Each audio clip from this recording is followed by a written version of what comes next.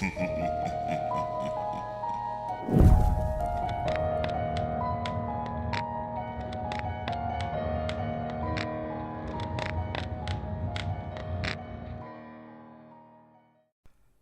everybody. Well, I'm back. I'm here and I am back. And that means that it is time. Time for the 200 subscriber special. I can't believe I am saying that. I cannot believe I am saying this, guys. I say this every time, but you gotta know, I'm telling you the truth. I really can't. I never created this channel with any vision of it getting this big or being able to engage all of you and tell you all these stories and just have a good old time doing it too. I mean, my God, my two videos, Picture This and Stop. Oh my God, I can't even imagine why they just skyrocketed in viewership, and they're two of my top videos right now, and they were two of my best, honestly, I think. And I really like that. I'm so happy that I'm getting this like boom in viewership, and I don't know where it's coming from, but wherever it is, thank you. Thank you.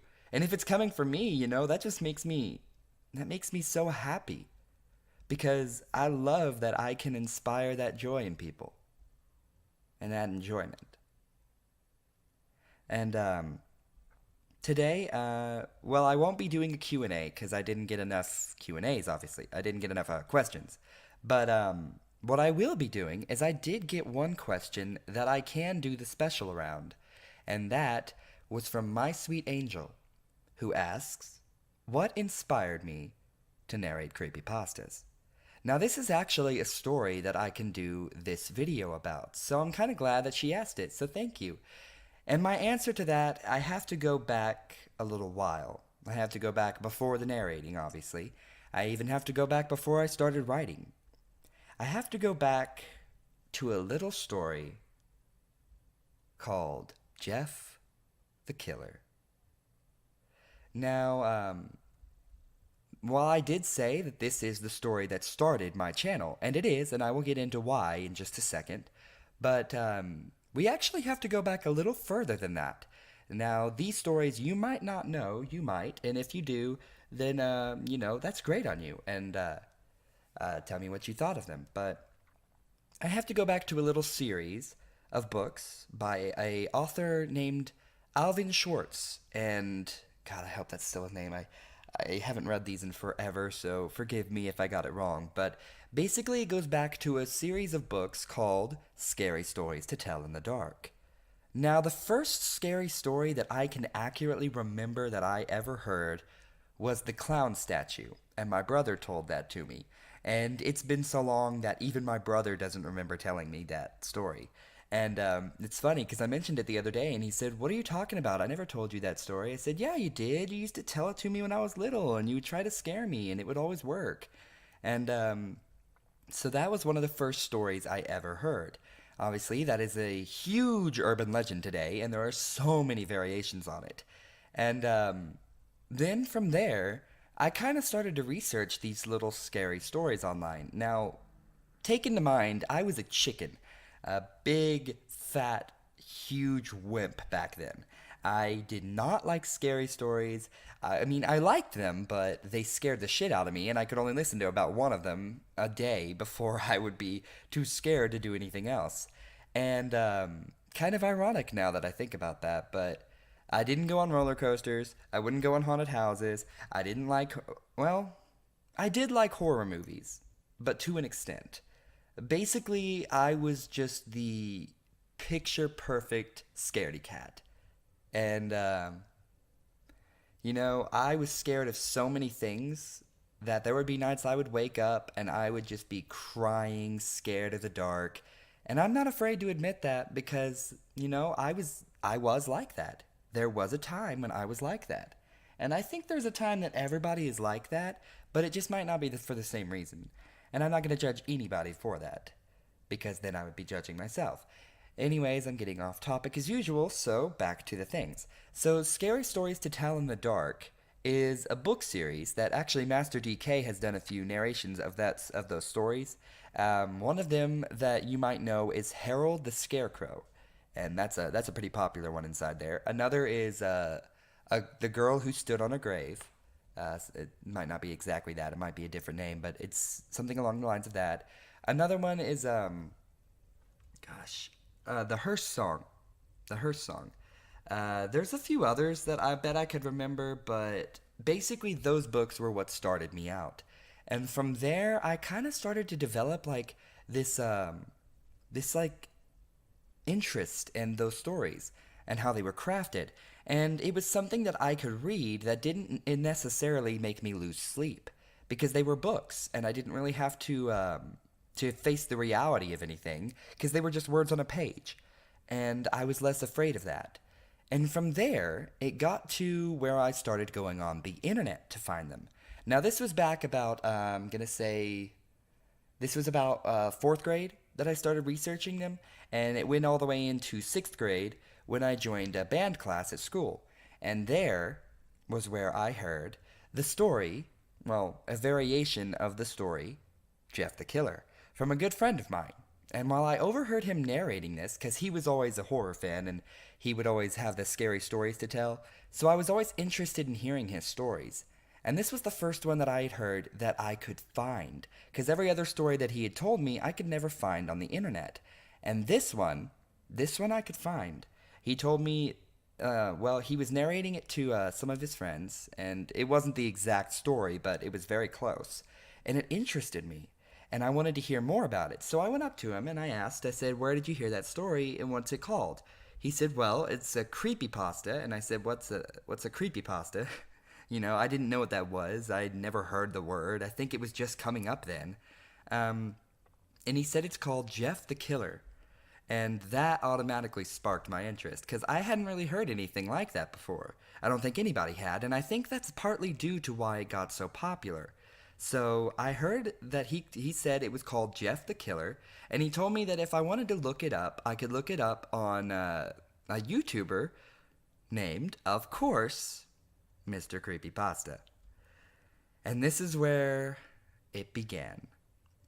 I looked up this Mr. Creepypasta, and I listened to this story, Jeff the Killer. And it scarred me for weeks. I shit you not, I was terrified. I'd never heard anything like it. It was really stupid, but I was little, like I said. I was little, and I didn't know any better. I didn't think about the story. All I thought about was those first few lines where it talks about him breaking in and smiling at you, telling you to go to sleep. And that scared me. It did. For a long time, it really did scare me. And I'll admit to that. And from there, obviously, I got more interested into these stories. And I looked up Mr. Creepypasta a lot more. I started listening to his older stuff, which I am a huge fan of still to this day. There are still stories that I can listen to from him and just feel the same kind of horror nostalgia that I felt when I first listened to him. There's a few of them that are very close to my heart that you might not know of. One of them being Christmas. Christmas, the one about the hotel, that's actually one that's very close to my heart and very nostalgic for me. It was one of the first really good ones that I had heard, and it scared me, and it was a good story. I liked it. I still like it, and I still stand by that as my opinion. Another one that I heard a while back was actually The Art of Jacob Emery. I heard that one quite a while back, too. And then, all of those stories kind of coalesced, and I heard those as they went along. I heard them as they came up as big stories, and I saw all these different, variations on horror. And to be honest, that's when I started the wheels going in my head for this channel, I think. I think subconsciously, I was already turning the wheels in my head. See, something that I actually was never able to do. I was never able to make people afraid. Now, I mean, obviously, intimidation, but as a kid, and this is actually pretty personal, but I'm going to tell it because this is all part of my story. And I was a kid that was always looked down on.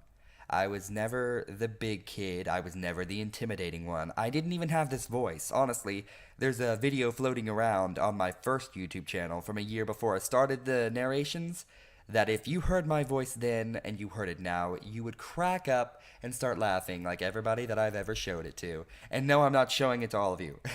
Sorry, I'm not going to humiliate myself that badly. And yes, it is humiliating to me. But, you know, we'll get to that in just a sec. So basically, I was the kid who everybody thought was not scary. They all laughed, and I tried to make them, if they were messing with me, I always tried to scare them, but it never worked, honestly. I never had the charm, I guess, to do that. Either that or I didn't do it the right way. I would always go about it. I would be angry, and I would just be very, very angry. I never knew how to deal with my anger. And eventually, one day, a thought popped into my head. And it was actually a nightmare that I had. And like I'd written poetry before, honestly. That's how I started my writing, was poetry. And from there, after I started listening to these stories, I was like, what if I could write something of my own? And from there, the very first video, the very first story, both of those things, they were born. And it was him, a Jeff the Killer story. And that was mine. And that was my very first story I ever wrote. And I didn't release it for actually 2 years after I wrote it, until I started the narration channel. And if it wasn't for the nostalgic reasoning behind why I keep it up, honestly, I wouldn't keep it up. So that was my first thing that I ever really wrote, horror-wise. And after that, I had a nightmare, like I said. I had this nightmare about this psychotic killer. And it wasn't like Jeff or anything. It was actually very detailed. And I remember telling my dad about it, and him saying, well, that sounds actually kind of interesting. Maybe you should start writing a story. And so I thought about that, and that day at school, I had some free time. I got some paper out, and I started writing. And that turned into something I haven't talked to on this channel. Little do you know, I have actually written a full, complete book. Now, I haven't edited it, and I need to, if I ever want to do anything with it. But right now, it just stands as my own murder mystery. And it wasn't really bad. It was definitely amateur, and the sequel that I started writing these other stories that were going to turn into books and stuff. I lost one of them, which was actually my favorite and most detailed. And then another one, I have a sequel for the first one that I actually started writing that was pretty detailed and had a good theme behind it. And I'll even tell you what the story was called, because obviously people are going to ask me that. So the story was called Shadows in the Dark, The Case of Ottoman Davis. And it was really just a story centered around these two people, this detective and this killer. And they have to go through all these things that they've been through in their life and piece together the things that didn't quite add up to find the truth behind both of their pasts and to find out who was really pulling the strings throughout the whole way. And then the second one, which is a sequel to it, is called Shadows in the Dark, The Fires of Vengeance. And basically, if you look throughout both books, they have a theme of vengeance throughout them. And it's a very powerful theme that says that vengeance is very powerful and the fires of vengeance burn bright. And it's basically all around that. And I kind of stopped writing it after that because I got interested in something new. Now, obviously, apart from my older stories and my older channel, I was browsing through that same channel the other day, and I found a video that I was doing. It was a Minecraft video with a friend of mine, where I, for the very first time, mentioned that I would start this channel. And I didn't even know it was there. I didn't know that I had said it in that video. I didn't even remember that video. And just watching through it and hearing that, it was really cool. Because I'm thinking, sitting there watching this video thinking I'm about to hit 200 subscribers, and I just found the origin of my channel in an old Minecraft video that I don't even remember making now. And that was the first time I ever mentioned it. Now, originally my name was simply Fear, and it was all capitalized, and for a while I kept that. My whole inspiration, I guess, for why I chose my name, obviously, is actually from a speech that a president made that you all know of. And basically it said, there is nothing to fear but fear itself. And so I originally just went with fear, with that same logic. And then eventually that turned into fear itself. And that was why I chose that name. That was why I created that persona of fear itself. And the whole idea behind fear itself was that in that saying, there's nothing to fear but fear itself, it would be saying that fear itself is acknowledgeable. It is a thing that actually exists. And my idea behind the whole fear itself thing, the reason I had the scarecrow masks, the reason I still have those masks, the reason I still have all that persona, the reason I keep myself hidden, is not to try to scare you. You all know I'm a real person. But my idea was that I could create something that would be different than anything I had ever done. This channel was more a challenge for me. It wasn't really for anybody but me in the beginning. I did this because I loved it. I do this because I still enjoy it. And I also do this now for all of you. Because now I have more than just a reason for me to stop. Yeah, now I have more than a reason for just me to do this. I have a reason to keep uploading. I have a reason to keep doing this stuff. And I have a reason to keep myself hidden. Now, Master DK made some great points, and in the beginning, I will admit, my face was concealed because of the whole "it will be scarier" thing. And I'm not going to lie, I did at some points try to act like a little bit of a crypt keeper, because I wanted people to be afraid of me. All throughout my life, these people were never afraid of me. I could never instill fear. I could never do any of that. I could never make them scared with stories. I just never had that charm. And then I started listening to these videos. And obviously, my voice developed more. And I started to think. Because I was reading a story to somebody one night. And they said, maybe you should do a narration channel. I said, maybe I should. That sounds like fun, I'd really like to, but I didn't know how to start. And if you look back at my first videos, you'll see very clearly what I mean by that. I had a webcam, and a laptop, and Movie Maker, and that was my production value for a good month, 2-3 months I think, until one fateful night when I was browsing Creepypasta Network, at the time, Mr. Creepypasta's website, when I met this one dude on there who was talking to me, and he said, basically he was telling me he liked my videos when I told him about them, and he said, I have a better way for you to record if you're interested. I said, hell yeah, I'm interested, I want to know. And he said, well, what I use is this program called Audacity. So I looked up this program. That's the program I'm using right now. It's the one that I've used since the Laughing Jack one, actually. And basically, he showed me this program, and throughout these years that I've been on here, I have learned to manipulate it to where I have it now. And I really like that.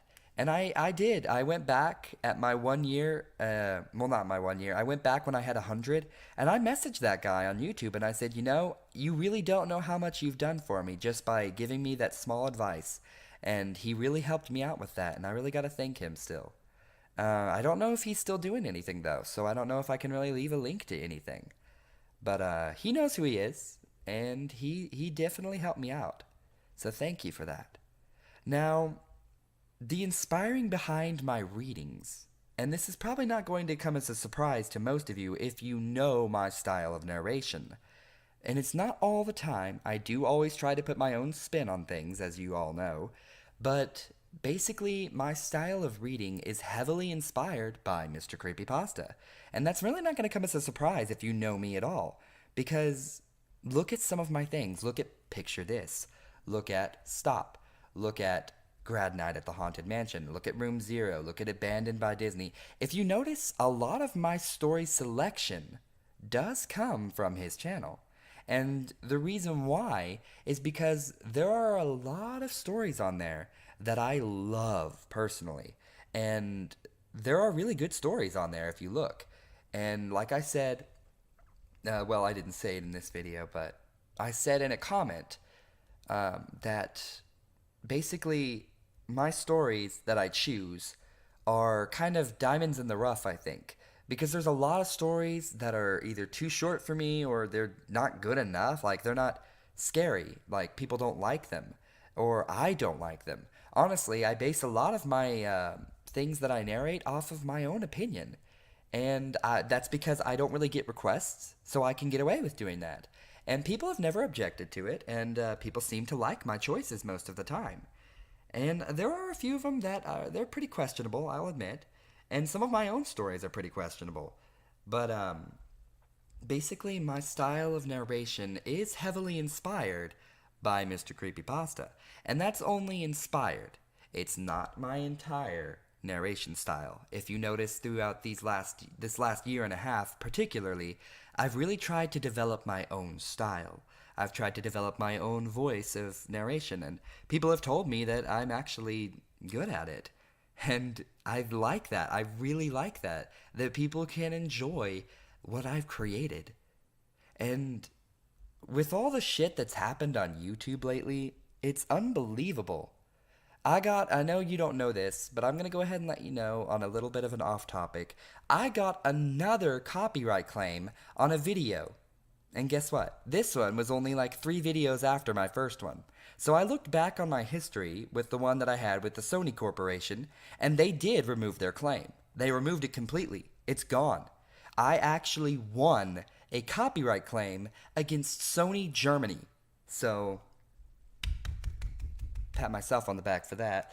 But I got another one from this company who literally copyright claimed a stock animation. A stock animation. I fucking shit you not. So I obviously disputed this claim. And I said, no, this is a stock animation. I pay for this. You have no copyright claim to this. I've reviewed the content which you said I ripped off, and your content has nothing to do with mine. I request that you immediately delete this claim, or I will take legal action. Well, guess what? Those dumb fucks refused my dispute. And what they did to my video meant that if it were to ever make money, it was the 12 minutes video. So if you're wondering where that went, I'm redoing it so that they can't have any claim to it. And I'm not even using the animation I used because I don't even want them to have a single fucking penny from me. Basically.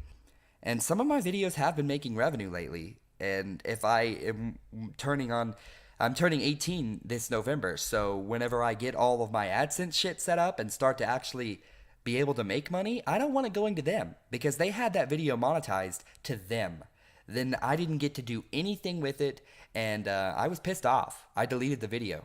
And you know what? I'm going to email YouTube, and I'm going to say, look, I'm reposting this video. I want you to review it personally if you can. Have somebody review it. Hell, I will get in contact with somebody if I have to and say, look, this is what happened. Y'all did shit about it. Y'all didn't do anything. And I'm pissed off. And I really am. I still am. But I'm redoing that story for all of you, and I'm doing it with a better quality now. And the reason why is because they don't deserve to keep my video. That's not their video. They didn't put the time or the effort into that video. I did. I put the effort into it. I paid for the fucking animation. I paid for the copyright and fair use. And you know, it's bullshit that they get away with this shit. It really is. It is bullshit. But anyways, that's on to a different subject. So basically, yeah, a lot of my stories are inspired by MCP, but I think that I have created my own lasting person. I think that, that's not to say that I think I'm going to get huge like MCP or anything, but I've created something that I can definitely run with for quite a long time. And this video is already pretty long, but you know, there's still so much more I want to say. Basically, what inspired me, when you really get down to it, was I wanted to make myself prove that I could do something that I never could. I never could be the intimidating one. I could never tell the stories and weave these little chills up your spine. I could never do that. I never was able to find that same kind of charm. And to be here talking to you about this, knowing that over 205 of you are now listening, and over 11,000 views already. I can't even believe it. Because being able to sit here and say this is all the confirmation I need that I have succeeded. And that's not to say that I'm going to leave. I don't plan on leaving anytime soon. I continue to make this channel run as long as I possibly can. And there will be new stories today, because I've been on vacation and I don't have a full Q&A. But this is definitely a good equivalent, because this is telling you about me. This is who I am. I am fear itself, but I'm also the person behind fear itself. I am a real person, and in real life, I'm not a crypt keeper. I'm not a big storyteller. I'm not some otherworldly force. I'm just a human. And in reality, I'm a DJ. I'm a DJ with my brother. We're working on that. This was always just for me. This was something that I could get all my anger and frustration and all that sadness and things that I could never do. This is somewhere I could break through that barrier and I could actually achieve what I never could. This was an avenue for me to inspire people, really, because I was inspired to do this. And I hope that I can inspire other people to do this as well. And the Creepypasta Nation, that inspires me alone. Seeing those narrators, they're doing great. To see that legacy of the Creepypasta Legion, of the narrators that have gone, to see that it is still lighting a fire in that community. To see that there can be good in the Creepypasta community, even if only a little. And really, I keep this channel because I don't feel like I am a bad thing in the Creepypasta community. I feel like I'm trying to help it. And all of YouTube, for that matter. I want to help this site. I want to help people. I want to inspire people. I want to motivate them. I want to scare them. I want to make them... There is a big-ass siren out there. I want to make them happy. I want to bring them the kind of peace that I was brought through these stories. Because these stories, believe it or not, helped me get through a time in my life where I didn't have a lot to be enjoying, and I was kind of depressed. And obviously, you know about my friend that killed himself. Well, that happened November of the year I started this channel. It happened about 5 months after I made this channel. And I kept doing this. And I look back on the videos right after it. And that's something that keeps me going now. Something that inspires me. Because he inspired me, my friend. And this is something I love to do. And I plan to do it as long as I can continue. So what inspired me to do creepypasta narrations? Well, the answer is simple. All of you. All of you who have supported me. All of you who have commented, who have liked, who have subscribed, who have even viewed one of my videos and said anything nice. All of you narrators that I've met. Both those that are still doing it and those that have gone on to other things. Mr. Creepypasta. Of course. His channel. It inspired me. My friends telling me those stories. It inspired me. My friend Marcus. And everything that he taught me in the short time that I knew him. He inspired me. And something else that inspires me to keep going, to keep pushing through this, no matter where it leads me, is that I can leave YouTube knowing that I've at least left a mark. that I have carried on something that was once dead. And even if I'm not a huge YouTuber, even if I'm not something that will be remembered 20 years from now, 10 years from now, a year from now, even if all of this fades into obscurity, it doesn't matter. Because all of you have had a good impact on my story and my life. And every single view that I get inspires me to just keep going. To just keep going. If I get a bad story, keep going. If I get a good one, keep going. If I get a good comment, if I get a hate comment, if I get any kind of feedback, it shows me that people care. And I care about them in turn. Therefore, I continue this channel. So at the end of the day, it was something so simple that inspired me, but yet, it all ties together with something that's been building up for years. And I finally got the courage to create something. I created this channel.